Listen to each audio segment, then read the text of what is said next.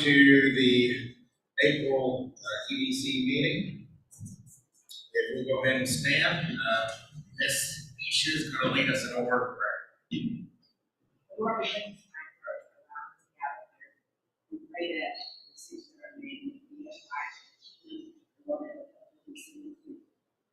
We pray everyone on the way. I pray that they are protected and they feel safe as they're traveling on this way night. Love you. Everyone. Pledge allegiance to the flag of the United States of America, and to the republic for which it stands, one nation, under God, indivisible, with liberty and justice for all. Honor the Texas flag. I pledge allegiance to thee, Texas, one state, under God, one and indivisible.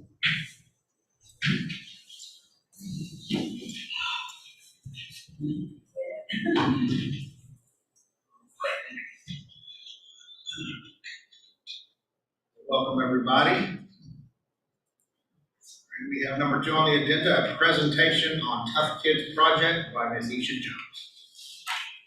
Good evening. I just want to take opportunity to update everyone. Especially with this rain here. I just wanted to update everyone with where we are in progress of the building.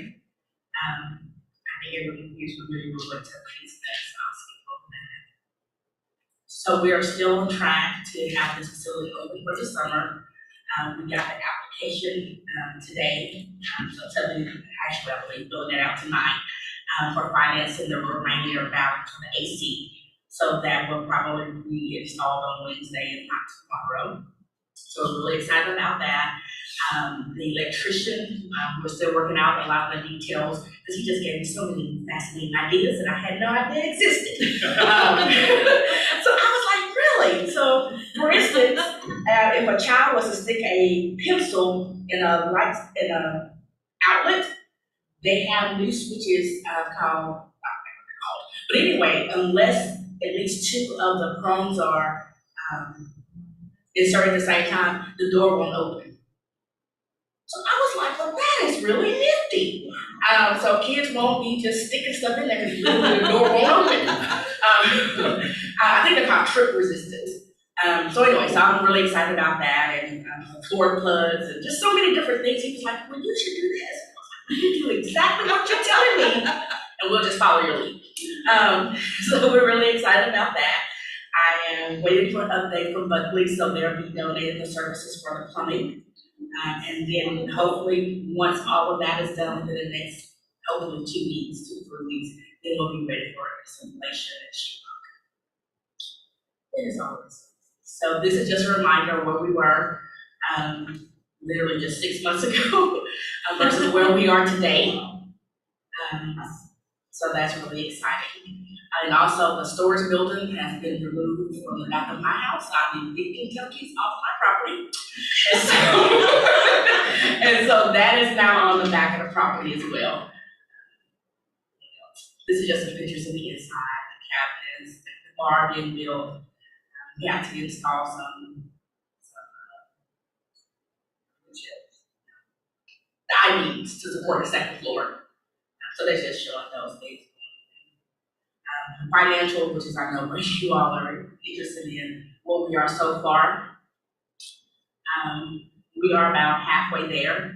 My goal for corporate sponsorships was 110, and we're right at $57,000 as of last week.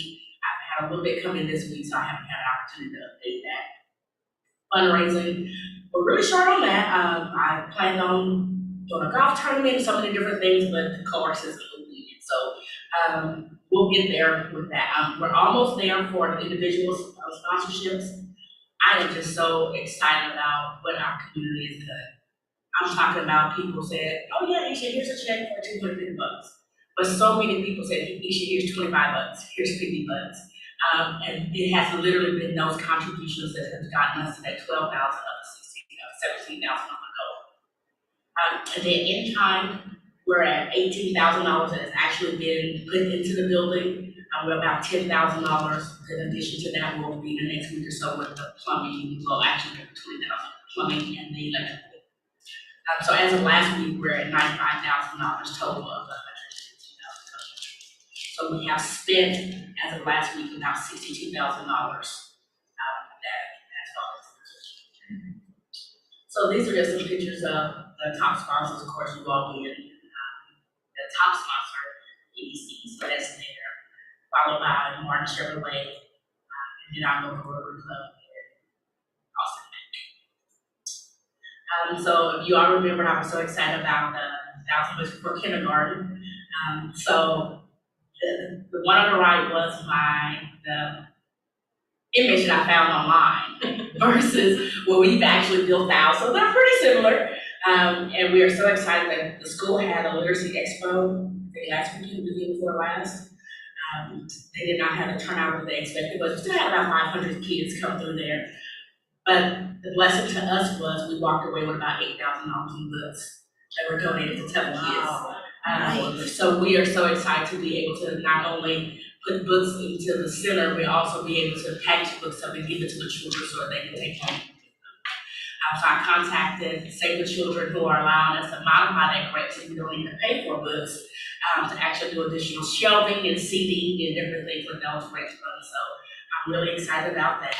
We still have a ways to go. My initial goal was 50 families to get them enrolled into that program. So I still have about 30-something families that we're currently recruiting. And it's a weird thing to say you're recruiting families to read to their children, but that's literally what you're doing. And asking them to report it back. I would have thought it would have been a very simple thing, but even when we talked to Wendy, the librarian, the youth librarian, she has people who will literally bring their children up there just for her to read to, and they don't feel capable of doing it themselves. So I really think that this is an awesome opportunity to literally not only bridge the gap with the children, but to also encourage families as a whole to start reading to their babies. That's really it. If you all have any questions, I'm here to answer it. Man, I like to make a comment. You're talking about reading to the children, and I do know you well enough to know that at the center you will have a program. You will have a program there at the center where volunteers can come and teach, assist the children to do. I would like to volunteer for that. When I was in Liberty, I worked at Liberty Middle School for about 3 years in the host program, and that's what we did. The children were slow in reading. We volunteered our time to teach them how to, and maybe do a little reading comprehension. I'll be more than happy to work with you. I got you. Well, see, because the thing is that it does take volunteers. It takes volunteers to do every aspect of it.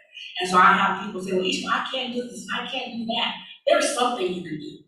Literally, there's something that we all can do.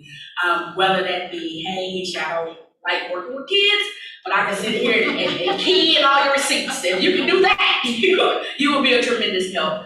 But thank you for that. But yes, we will need all of that. As a part of the 1,000 Books program, one of the things that I have to do is do a monthly books and breakfast or lunch and literacy.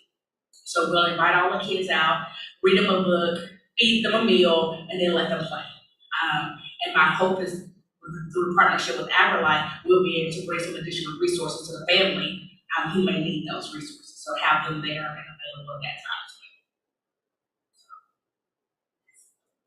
I think that's big for everybody. It's very excited about this and how far this has come along, and you've done a great job leading this project. And really excited to see this getting closer and closer to coming to fruition. Great job.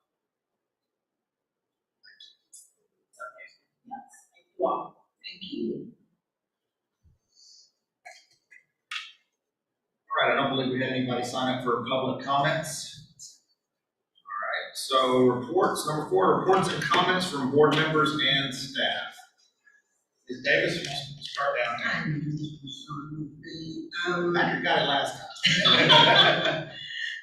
Don't have a report, don't guess. I do have comment. I am excited to ride around the city of Cleveland to see new business construction. Ground has been broken.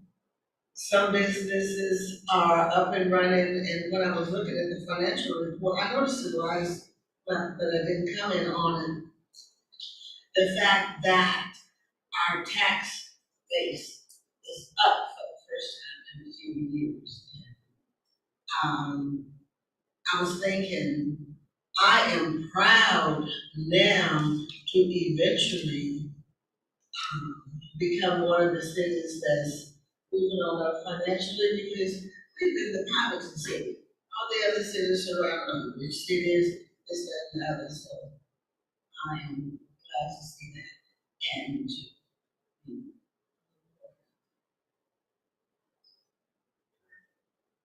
Taylor?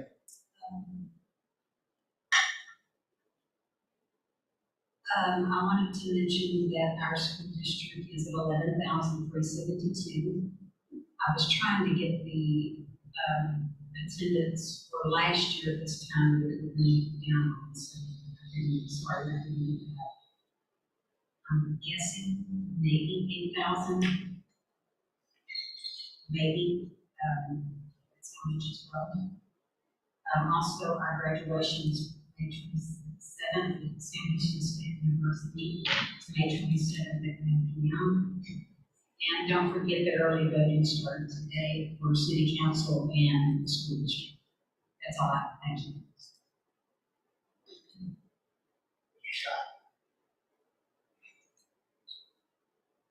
There's right behind between Holly and the back of the police station, there's a group out of Dallas that's looking, like, it's been under contract for a couple of months. Anyhow, they're supposedly going to build a apartment complex there. And another group behind Stripes is going to, they have a plan to build townhomes on 10 acres. So that's a good deal. That's all right. Definitely needed in this area. Michelle? I wasn't here last month, so I want to say thank y'all for the Allies Day. And I enjoyed how the whole community worked together on that, Chamber, Civic, EDC, everybody, City Hall. And congratulations to Leslie on her audit.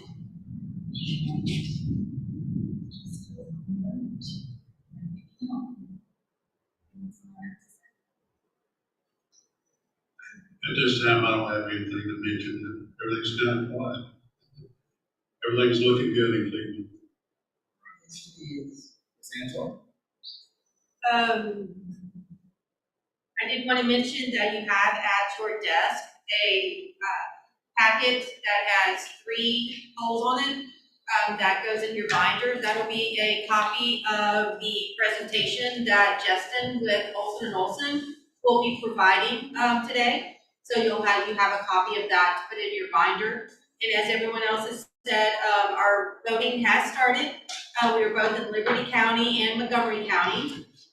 You can find all of the information on our website, www.clevelandtexas.com, and we have a page that is devoted to elections.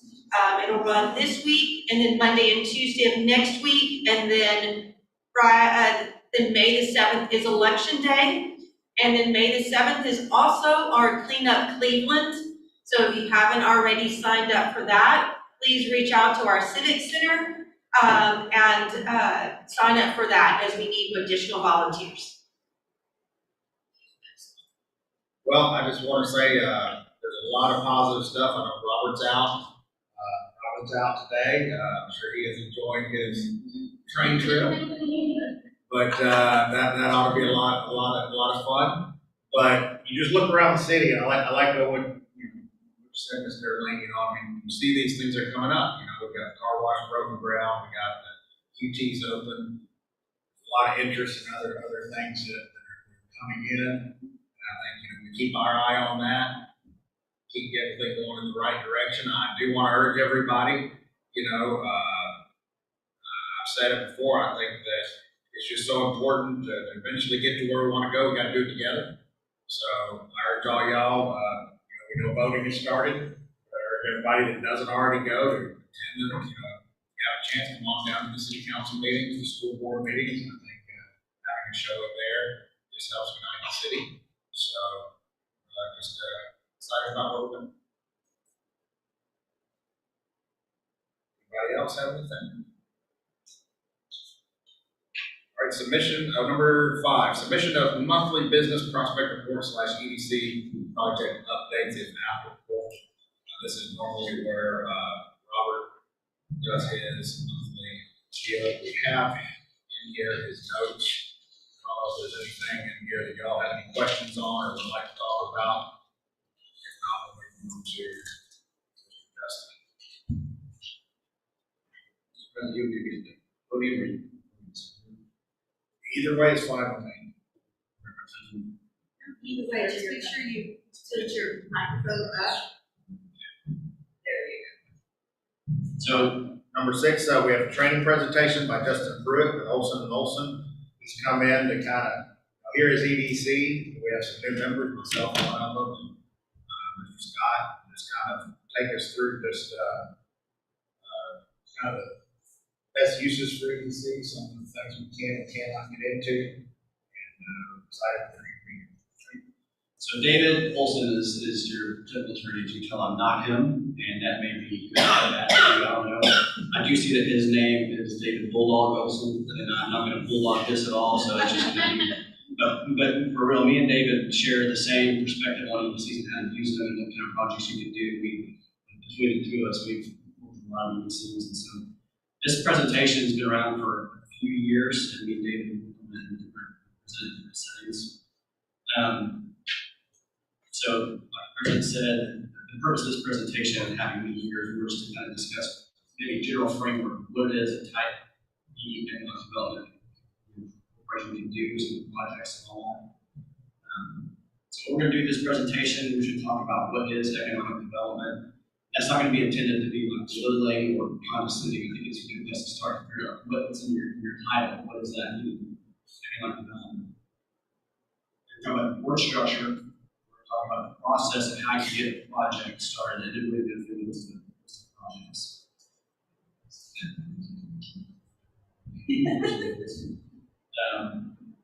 All right. So what is economic development? So, at least in my perspective, if you think about economic development, really there shouldn't, if everything worked perfectly, there would be no need to develop an economy. There would be no need to insert any kind of money or government in that area because, you know, supply and demand will work itself out. I think it would just happen. So then you think about then what is it that we're doing in economic development? If that's the case, well, that means that these market supply and demand don't meet a whole. There's things out there that happen that either affect that supply, meaning that a business, in your case, a business can't come into town for some reason, or that there's something in the town or the city or the region that prevents some kind of industry from happening. People don't move there or whatever. So over time, we have this constitutional prohibition against public funds being used for private purposes. So then, through a bunch of different legislative processes, EDC will form so that you can step into that and help out and we actually put funds for public funds for private purposes. So that generally, what you're going to do, you'll see that why we do things with projects. What we're going to do is remove, either locally, we're going to remove barriers to development. Meaning, we're going to see something, around the city or the area that prohibits businesses from coming in. We can put money to that. We can help remove that barrier so that part of the economy is developed. Or we're going to do something that maybe just wasn't understood if there was infrastructure or financial infrastructure or administrative infrastructure to be a new kind of business, and so we can consider ourselves that to help build, whatever framework we need for that business. So there's two types of EDCs, type A and type B. We may refer to as 401A and 4A, 4B, if you do that. Statute changed, they're called type A, type Bs. Type A's are, if you think about economic development, big projects, they're the big ones that do regional or national kind of projects, a lot of industrial warehousing, that type of thing. They, the main focus on a type A, and you'll see for some type B projects, the main focus is, the main project for the type A is, the main focus is what they're going to call primary jobs. So a primary job is anything related to, there's a list you can find in the state statutes and do like the national, North American International names codes, and there's all these different types of industries. As long as you can tie a project, type A project to one of those type of primary jobs in this whole list of statute, then you're good. The main thing for them is you got to show how that has a regional effect. You as a type B, we'll get to this, you as a type B can do anything that type A can do, for the most part.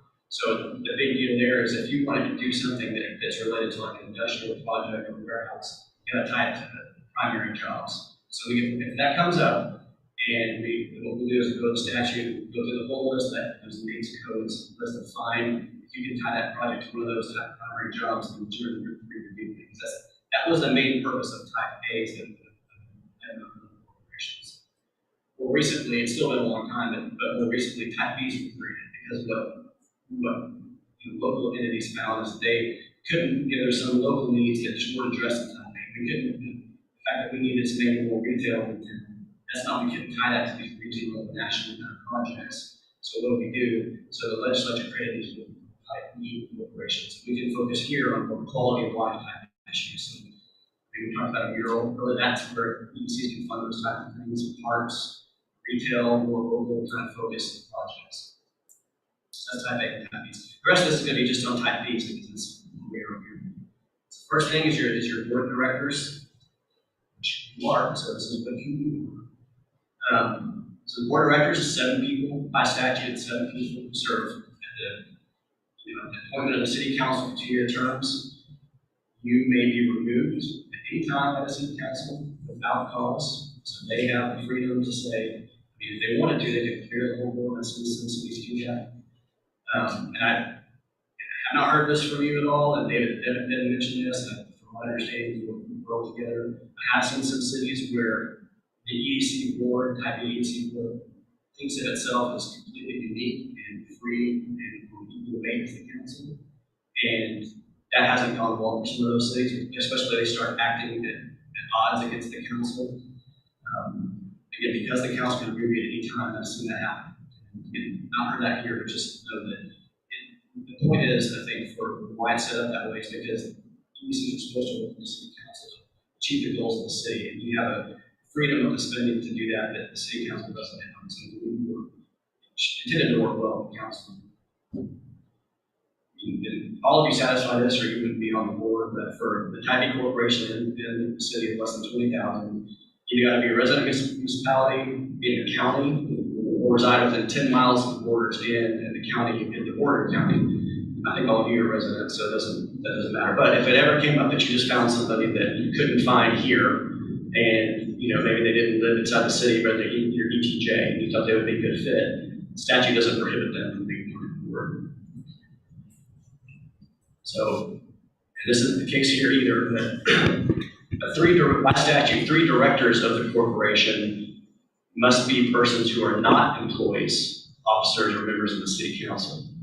So an EDC director, you're not a public officer, and an EDC is not a political subdivision. That has some implications for conflict of interest and stuff like that. But if you think about the flip side of that, technically, you could have 4 members of the city council be members of the EDC. And because And you think that's kind of crazy, because if you have 5 members of council, then you have a super majority of council, they could all be on the EDC, but because they're not public officers, and this is not a political subdivision, they would be acting as city councilmen here, you wouldn't have a council for that. But you can see how that could be perceived as, could be negative by the public if you had super majority quorum council on EDC making decisions and using funds for projects that it was going to turn around and improve at the council level. But it's not prohibited in the statute. So I think the reason for that and some of the purchasing issues that you have freedom to do, I think, is because EDCs are formed by a vote of the citizens. So the citizens vote to dedicate sales tax, and that's the money that you use. And so since the citizens voted for that, I think that some of those safeguards are there maybe a little bit more loose here because there's a board overseeing that by statute. So just like you guys have board records, you appoint a president, secretary, and then other officers as you see fit. But you have to have a president and secretary. Just like for open meetings and just like the city council, the majority vote of the board present is the quorum. You got to put all the meetings inside the county, inside the municipality, unless you're, a county that's population of 30,000, but you have to hear you're all good. So this is more the procedure, and this is where I make sure that we understand how we do projects, because this is a lot of times where things get, if someone's going to call into question what you're doing, they're going to either attack the procedure or they're going to come make a big scene to the city council, and then the city council takes action that way.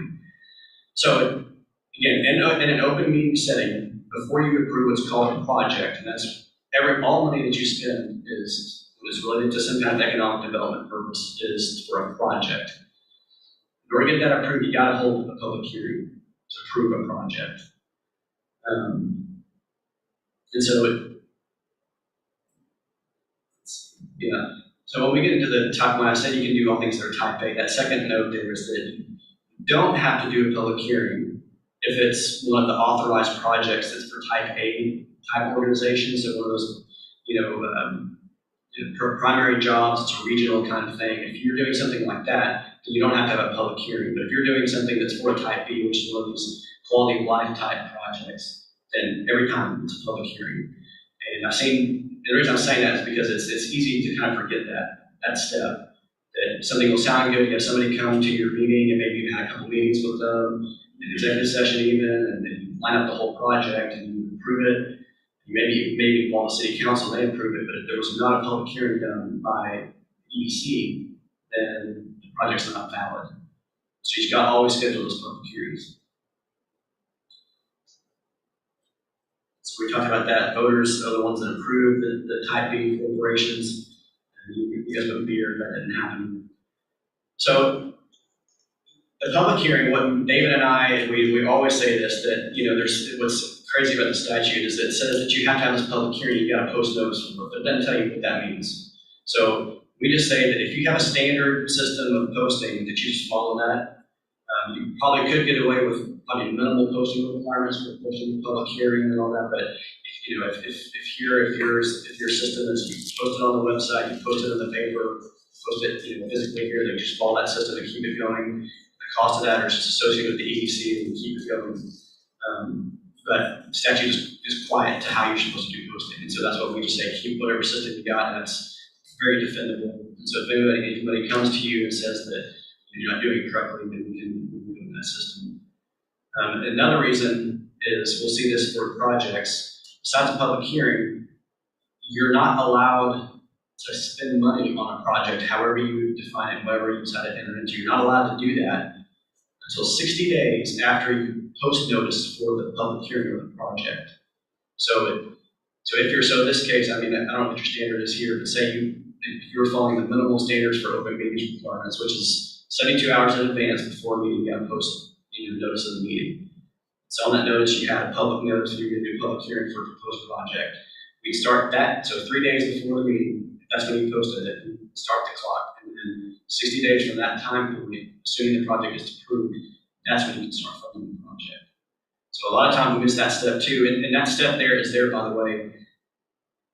It's not a hard line you have to wait, but it's a recommendation that we would heavily suggest you follow. Because what happens is the time from that posting to 60 days, that's a time when the citizens can petition you and the project be invalid or what you were doing. So what could happen if you didn't follow that 60 days, then say you approved something and just the citizens hated it, or for whatever reason it was a hot button issue, and they didn't want you to spend money that way.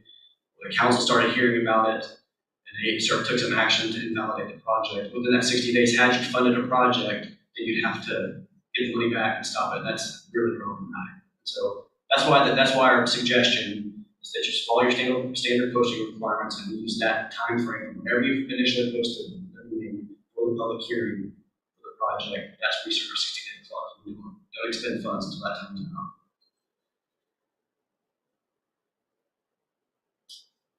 So again, another way why I think that the city council, you should try to find if your intentions and your aims are matching with what's going on there, because city council by statute has authority over all your projects and all the funds.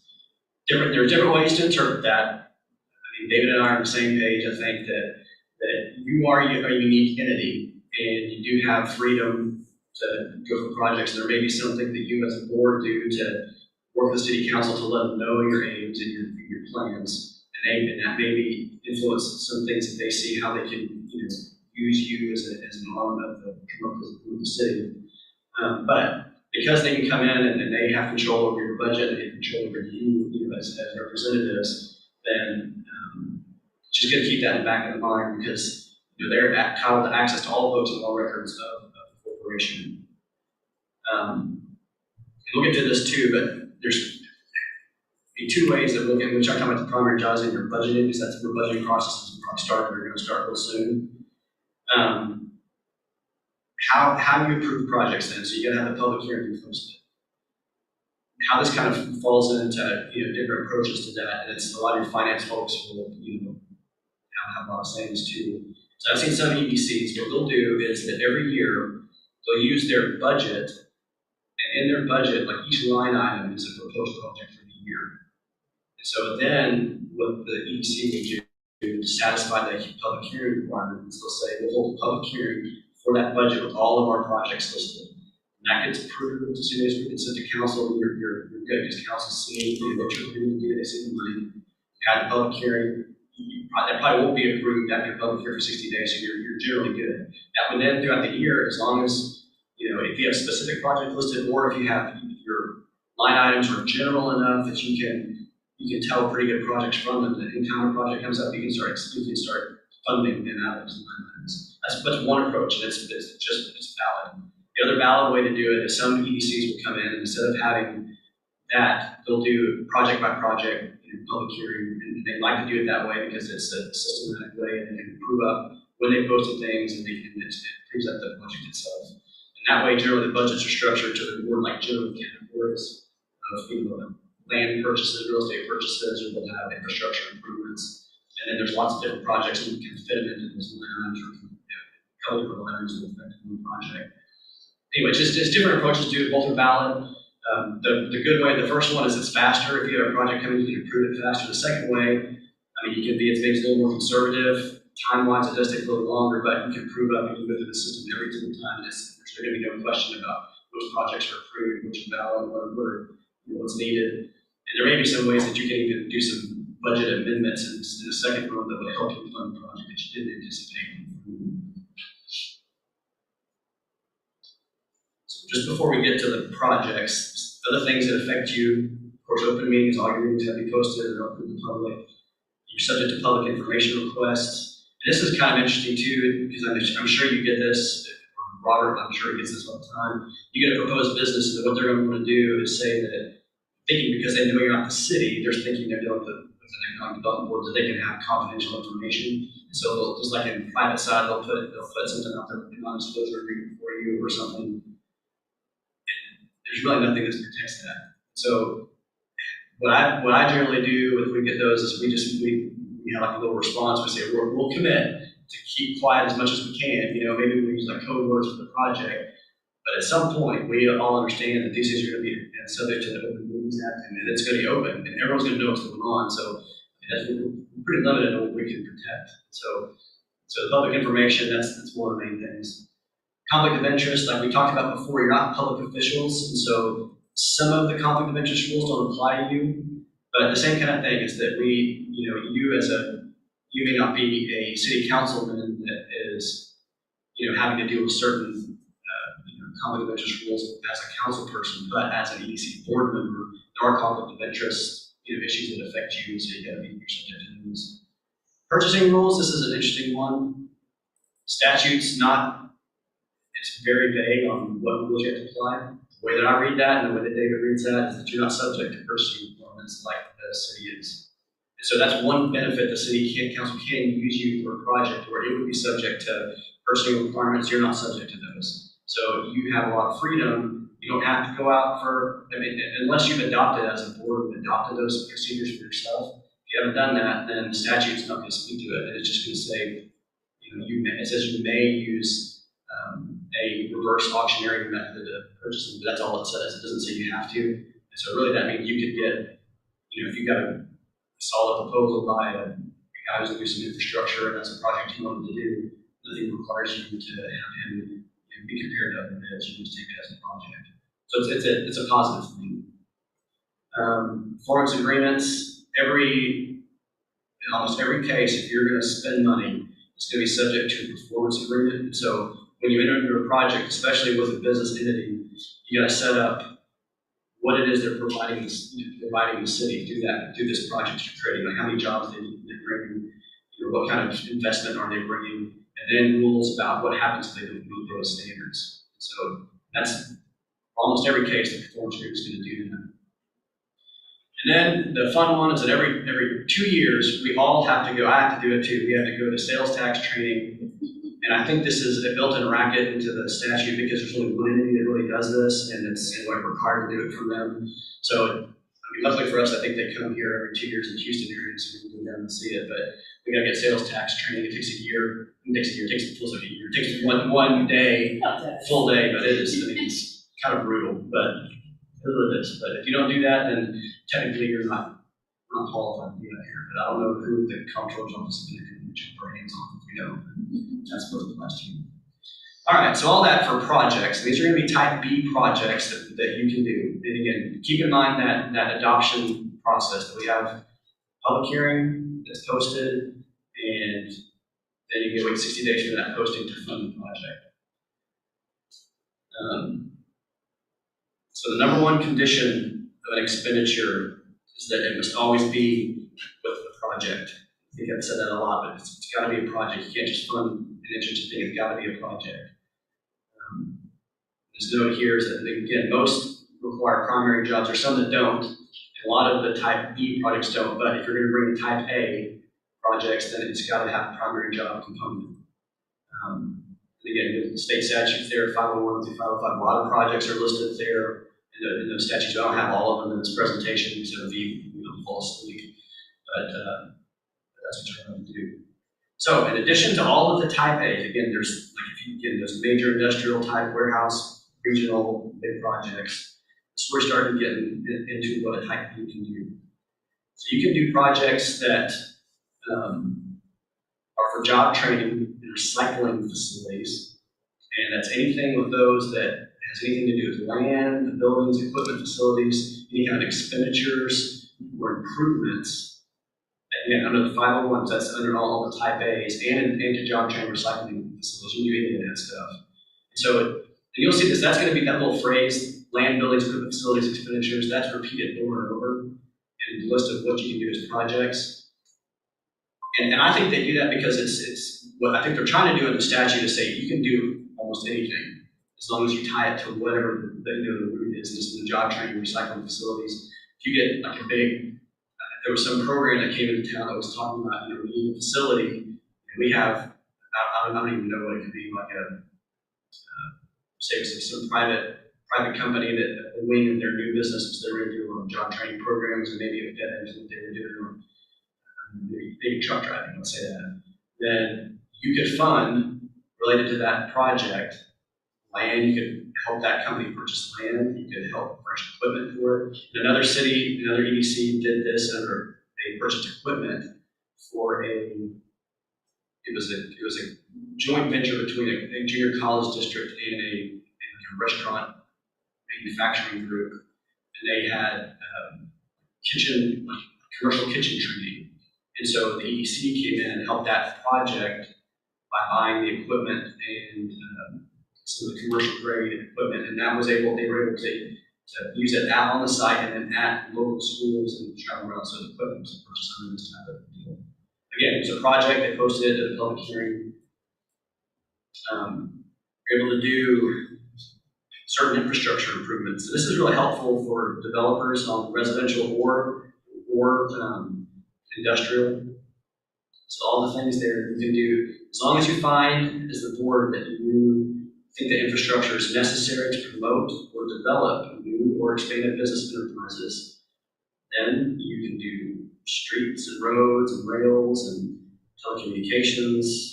And we're not going to go from Mexico to the border to do country mediation. Same kind of deal. I mean, it's like, so, and again, that title there is pretty broad. And I think the reason it's broad is because it allows you to kind of structure the project to meet the needs of whatever it is that's coming to you. And you'll see, and you probably, if you've gone to that training and heard the comptroller present, you'll hear them talk about they like you to be creative with these jobs. And so, it's one way to look at all these projects. And these are almost like verbatim what's listed in the statute. But instead of that, if we can be creative and think about, what could it mean to expand business enterprises in Cleveland? And if you can find what that means, and maybe that means something, that we can reasonably understand it to mean expand a business enterprise. And this particular business enterprise needs some kind of sewer utilities built with it. And you find that does something to expand the business enterprise's thing, then project, and it's good. As long as you defend it, you're good. And so, really, really broad and really useful here. And some of these I'm actually going to jump through. They're there in the statute. That you can do projects related to military bases. This is real helpful when all the military bases closed down. A lot of cities had to deal with closed military base sites on their within their city limits or in ETJs. So EDCs could come in and do a lot with that land under this provision. So projects outside of a junior college district. Again, kind of equipment, facilities, expenditures found by the board of directors to use for career center. If the career center is not located in taxing jurisdiction of the junior college district. Again, there's ways to work around some of that stuff, but if there's, training, and even if I think the junior college district was going to partner in that, they could still do that as long as it was outside of their taxing jurisdiction. So that, again, ways to be creative with that. If they have a program that you think could be like a business incubator for whatever purpose, then it's outside the taxing jurisdiction, you could partner with the junior college district to make that project work. This is what I mentioned earlier, but recreational community facilities, the wording of the statutes there, it is extremely broad. Essentially, if there's anything that relates to sports, so like sports fields, you can fund improvements to those. You can fund improvements to, you'll see in the middle, kind of their parks and park facilities. That's been used for like median improvements, like for downtown improvement, that kind of thing. Open space improvements, all that. It's essentially what you can do to tie it to the aesthetic and cultural, facilities, sports facilities, parts of your city. And that's really wide open. And that's one of those things that I think you can be creative with that if you see a need. So, like we talked earlier about the mural. There's a mural that's been proposed or something. You could, as an EDC, assuming you do the public hearing, post it, you could fund that as a project at EDC to have a mural painted, and it falls right under the statute. And so, easily done. Affordable housing, you can do projects related to affordable housing. It's in that same phrase, land building, equipment, facilities, improvements, required or suitable for the promotion of or development expansion of affordable housing. Again, partnerships, a lot of times is how this works out, that you'll have a local group that's willing to do maybe some development. You can, as long as you find that you have affordable housing met in some capacity there, or that it's even suitable for that purpose, that affordable housing is something an EDC, type of EDC can fund. Water conservation programs, in another city, I have an EDC that their city doesn't have some water supply. They're funded by through a Water Conservation Improvement District, and EDC funds part of their testing for their system, for the WCID system, every year for the commercial part of their sewer system. So this one's unique because it requires an election for that to be approved, but after the approval, then this frees the EDC up to come and do a lot of stuff with the water infrastructure. And that's, I think it's pretty easy to find that water supply, sewer supply is definitely even necessary for development. So this is an issue where, you know, your water infrastructure could use some additional funds, and it might be something to consider in an upcoming election. Have that be a potential project for the EDC. All right, this is going to be one of two that, I think that you need to really camp out on because they're just so broad. So this is, again, related to primary jobs, but listen how broad this sounds. You could do, a project could be land, building, equipment, facilities, improvements that you find to be, that promote or develop new or expanded business enterprises, or that create, or enterprises that create or retain primary jobs. So as long as you find that there is any of that stuff, land, building, equipment, facilities, anything that goes any way to promote or develop or expand businesses that have these primary jobs, those NAICS codes and anything, it's very broad, and you can fund any of those projects there. That's just really, really broad. And so again, that's one of those deals that if you get that, and there's any way you can tie a primary job component to it, then you can fund almost anything. And it's just so broad.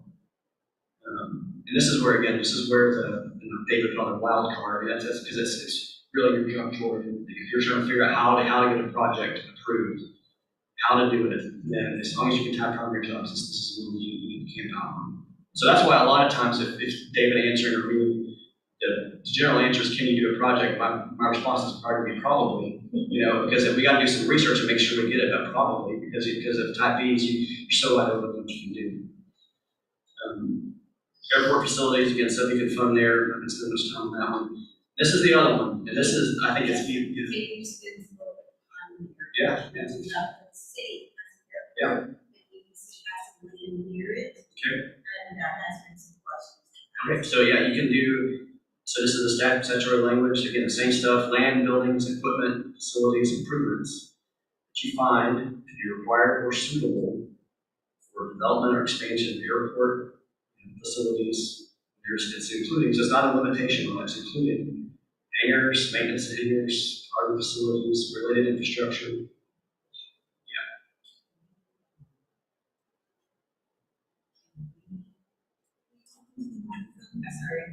Sorry. Can we, my question is, EDC owns property. Can EDC,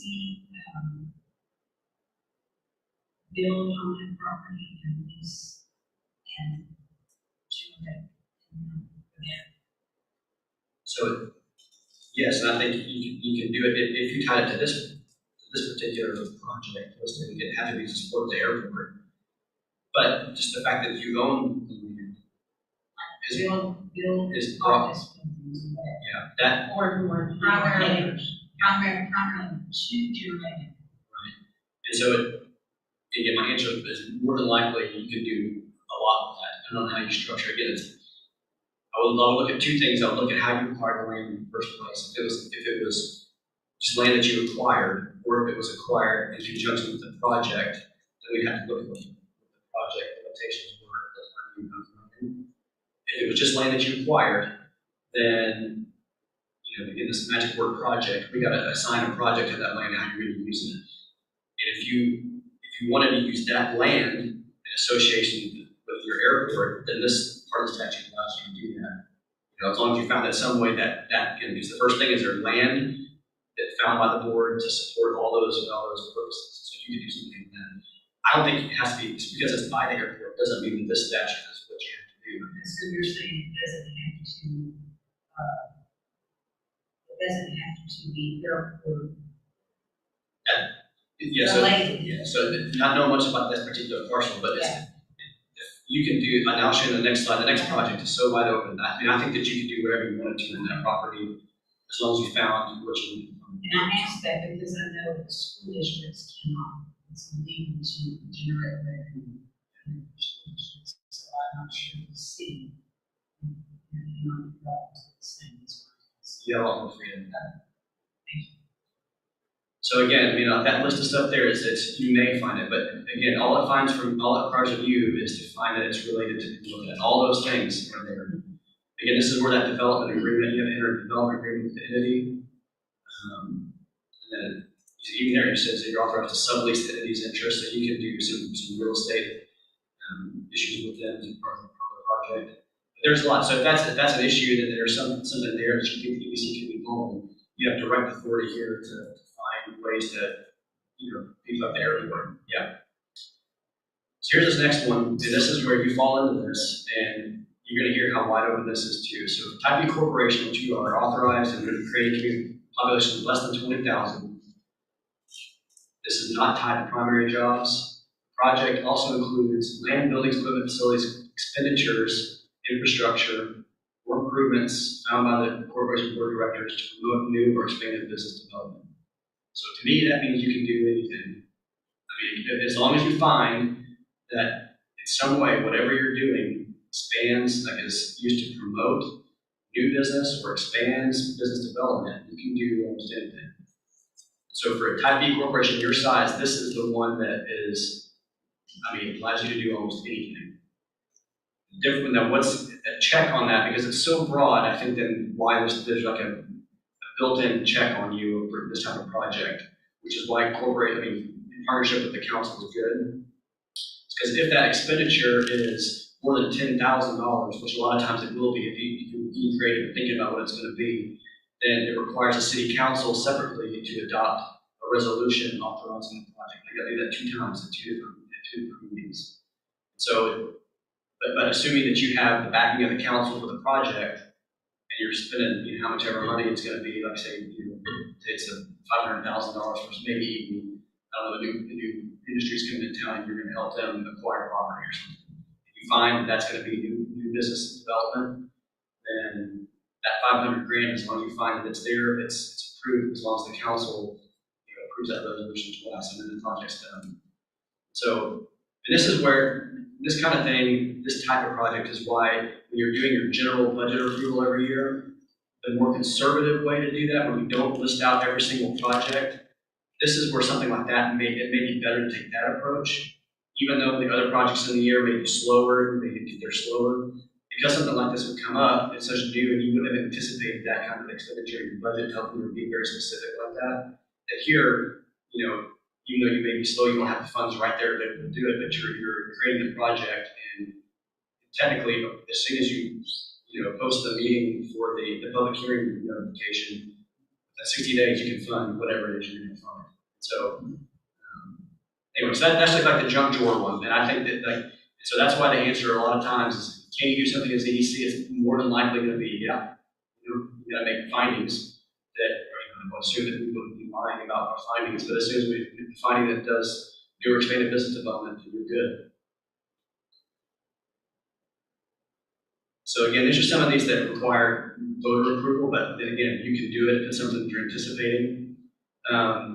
Sports venue project, this is a little different than the community improvement, that kind of sports. This is more of like a, if you were going to fund, if you had like a minor league sports team come in or something like that, you had a major sports venue type, whatever that would be, you can do that, but it requires a voter approval to make that kind of expanded authority to do that.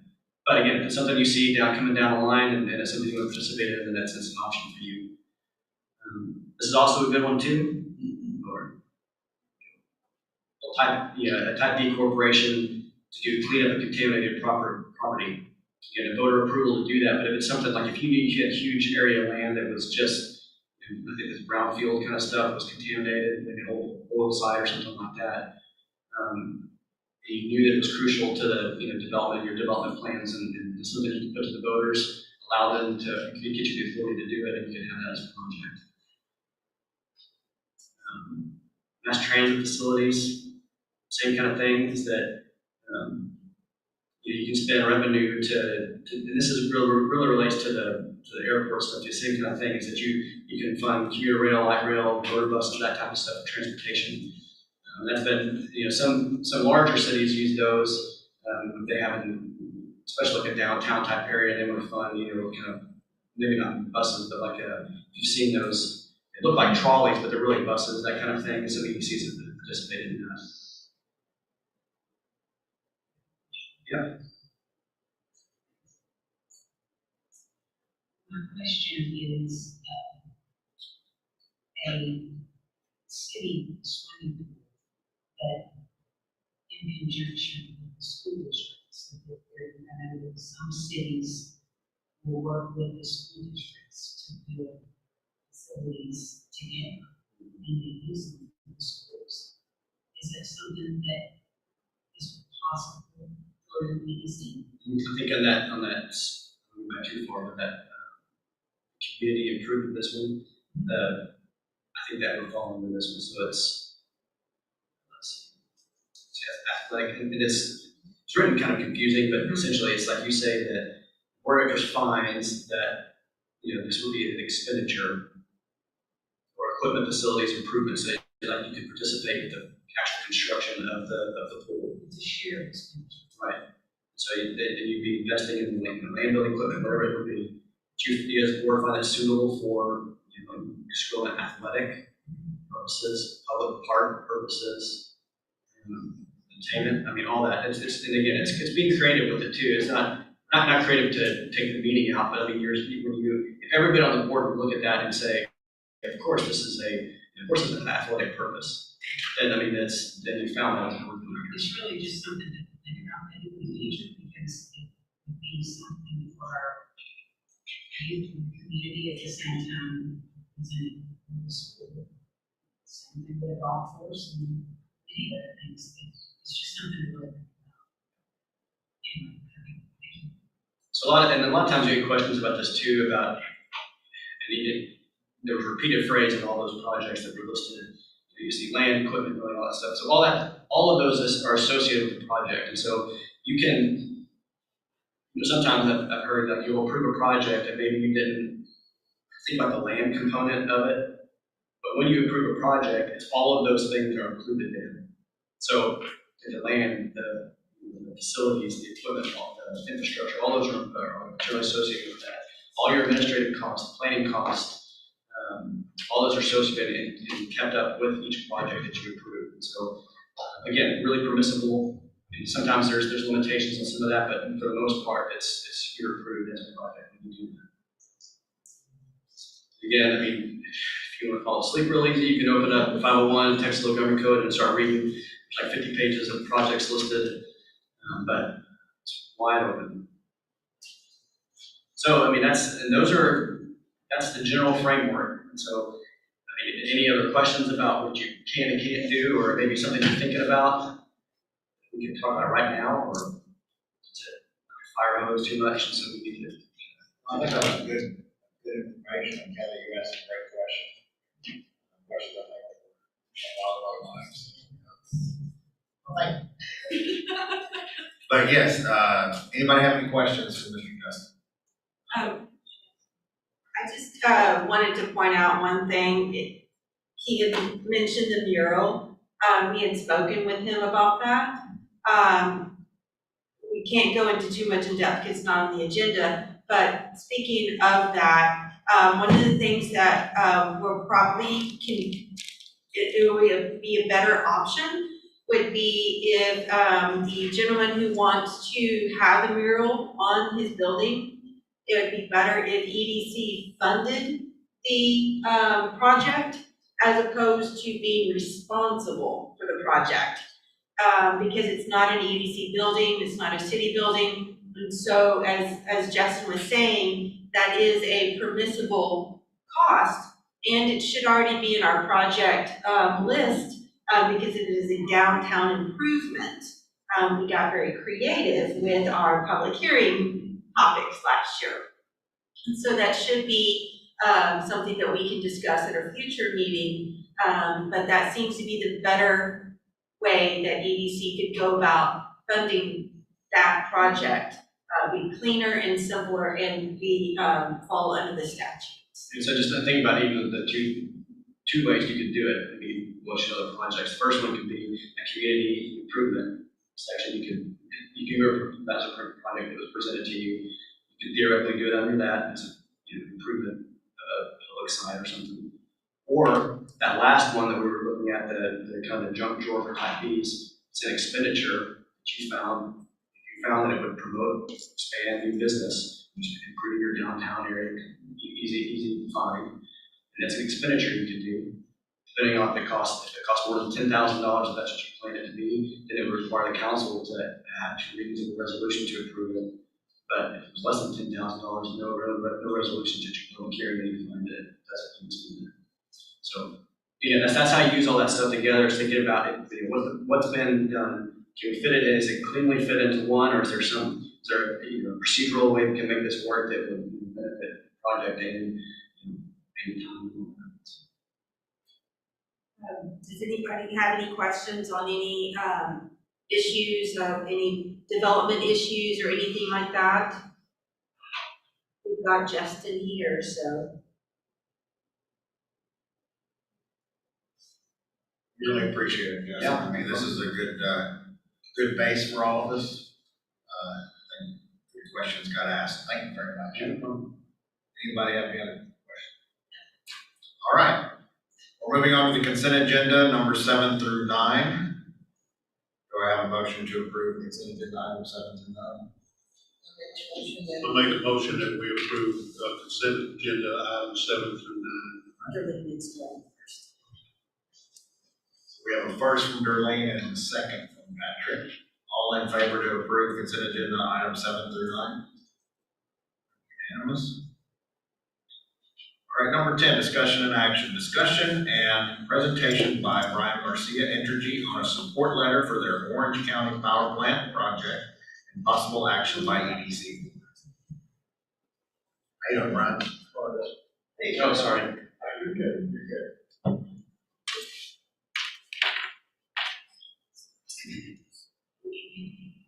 Appreciate everybody's time when we talk. I promise it would be quick and painless.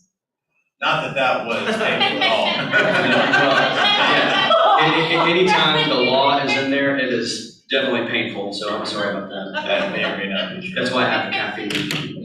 You were like, why couldn't I have been number 4? I just realized how complex y'all's working. So hats off, grateful somebody's doing it.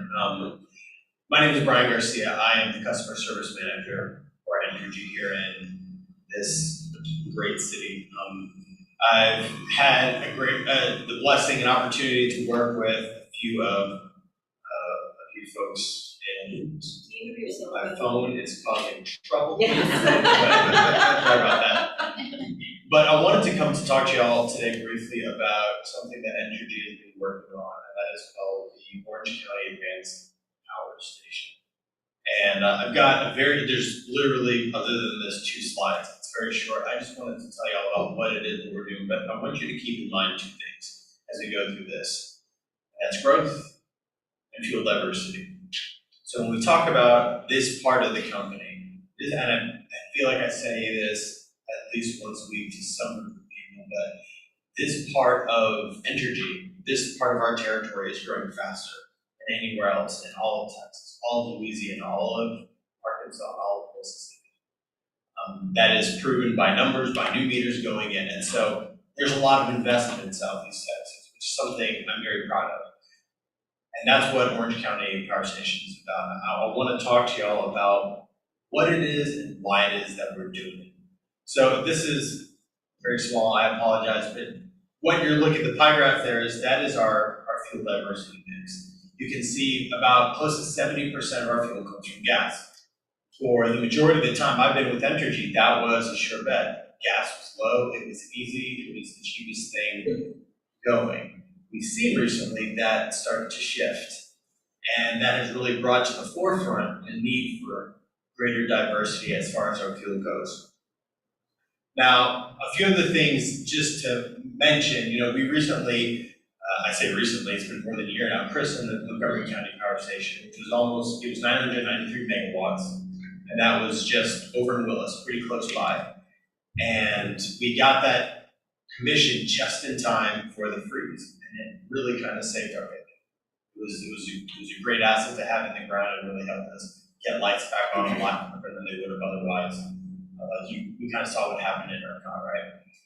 Being part of MISO, we were able to avoid some of that, but it did highlight the fact that there are still needs as it pertains to generation.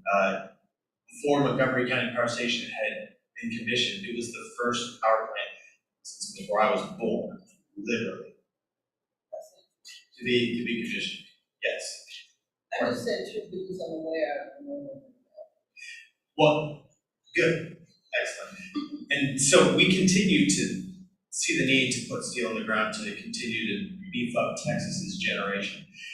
And that's what we're doing. The OCAPS is what we're kind of calling it, Orange County Advanced Power Station. It's 1.21 gigawatts. I think we'll never see back in the future, that number is significant. But bottom line is that this is even bigger than what we've done before. This is significantly bigger than Montgomery County. And it's going to be capable of powering more than 230,000 homes. Now, I hope no one is distracted by the fact that it's in Orange County. I mean, this is a big enough asset that it is touching lives everywhere in Entergy's territory and in Louisiana for that matter. So this is something that really, when I go back to this idea of growth, that helps fuel the growth in this area as well as throughout the rest of Texas. Our hope is for it to be in service by summer 2026. These things take a long time to build.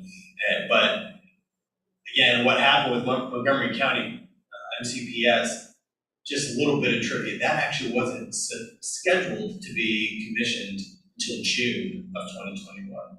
They were under budget ahead of time and were able to get it in before the freeze. So we would hope to see that same level of work with OCAPS. And again, you're seeing $1.5 billion in net benefits by reducing reliance on an energy market that is increasingly volatile with everything going on, not only domestically, but abroad as well. So what else is it burning? If it's not burning just natural gas, it's called advanced for a reason. That's because it also has the capability of burning hydrogen. Now from day one, it will have the capacity of running 30% of the plant on hydrogen. But the goal is within a short period of time, once it is commissioned and we get our legs underneath us, to be 100% fired by hydrogen, if we so choose. It really would become one of those questions, okay, what is the best fuel mix for the area? What is gonna give our customers the cheapest power, the most economical power, I should say, the quality never changes. So it's unique. I don't know if you can see it. Is this like, yes. Okay, so down here, these little circles, that's actually where we can store the hydrogen as well. So not only do you have pipeline capacity, but we can actually store fuel on site, which is, it's gonna be one of the first in Texas, which is kind of a cool thing to be able to point to here in our backyard, right? So this is what OCAPS is gonna be. It's gonna be in Bridge City. You know, we're doing everything that we can to make this as economic as possible. You'll notice it's on the same, we're kind of following the same thing that we did with MCPS. We built MCPS next to Lewis Creek on the same site as the Lewis Creek power plant. We're doing the same thing here. We already have the Sabine power plant on this property, so we know that it doesn't flood. We know that it's, you know, it's a good place to build a power plant. So we're going to build that one there, which saves tons of money as far as, you know, the environmental impacts and stuff.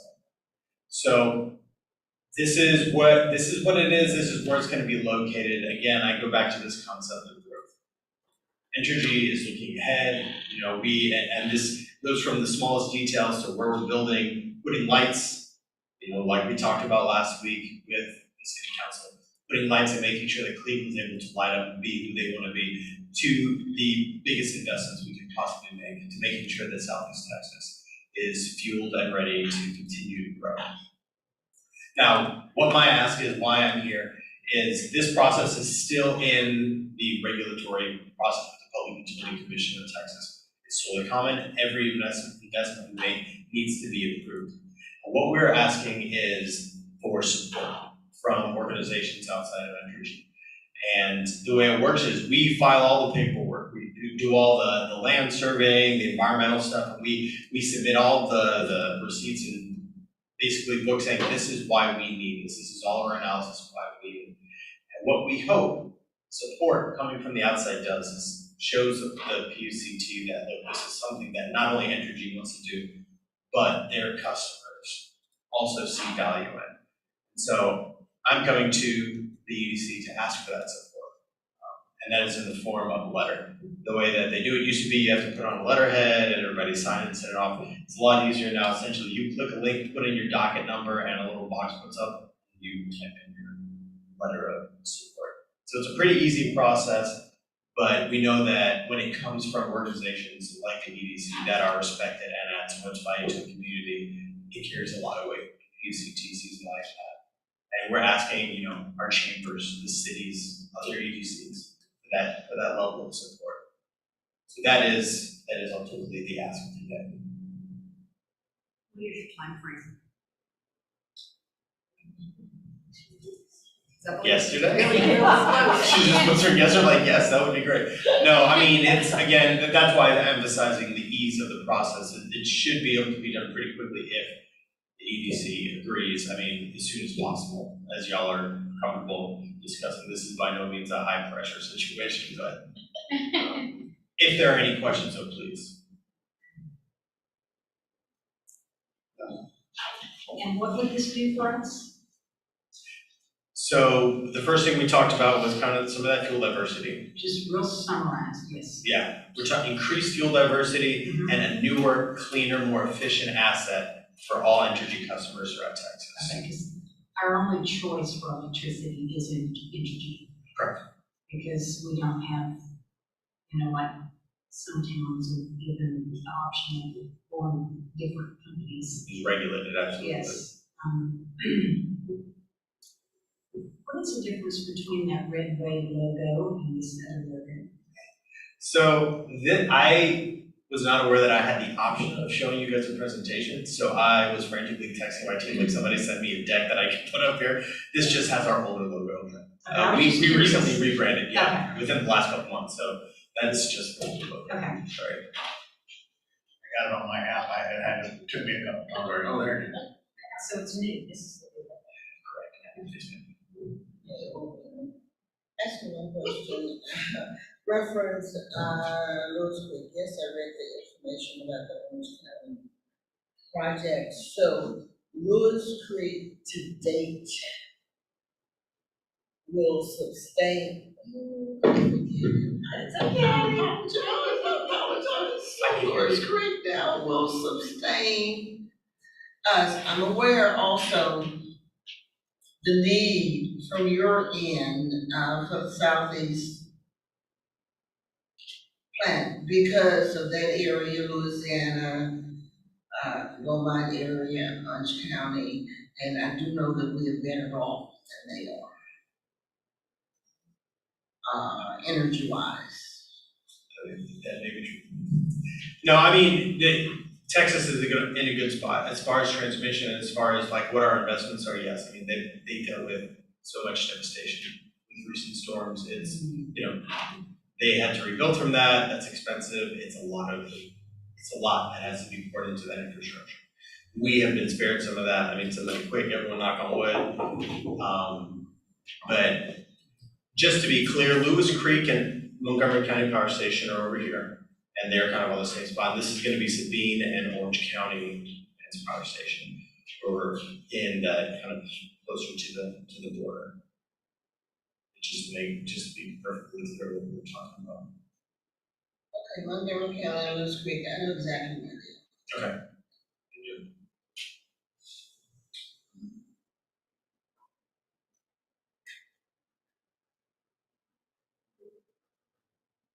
I mean, I think energy is definitely, I know that we really appreciate the lights coming in, and y'all really helping us out on things here locally. How's the feedback been from the other cities and organizations you went to? So far, so good. We got a letter from the chamber last week, talking to the chamber down in East Montgomery County, like Duquesne. They were on board. MSID, I'm sure you guys are aware of. You know, they are supportive as well, and so. And then my counterparts talking to them, kind of similar vibe as so far as people understand what's going on with the stake yet. It's been generally positive.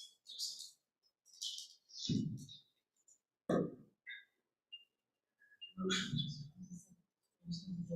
Yeah, need a motion. I'll make a motion for us to do the letter. Motion from Michelle, second from Ms. Kelly. All in favor of granting the approval letter? Thank you all very much, appreciate it.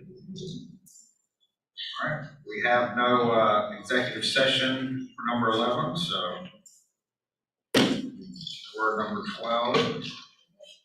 Make a motion that we adjourn. Motion from Patrick to adjourn. Do we have a second? Second from Ms. Darlene. All in favor? Have a good day, everybody.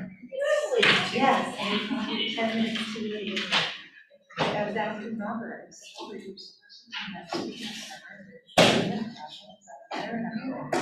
volunteer some for GC. And he goes, come to me, GC wants to do it. And I walk in 10 minutes late.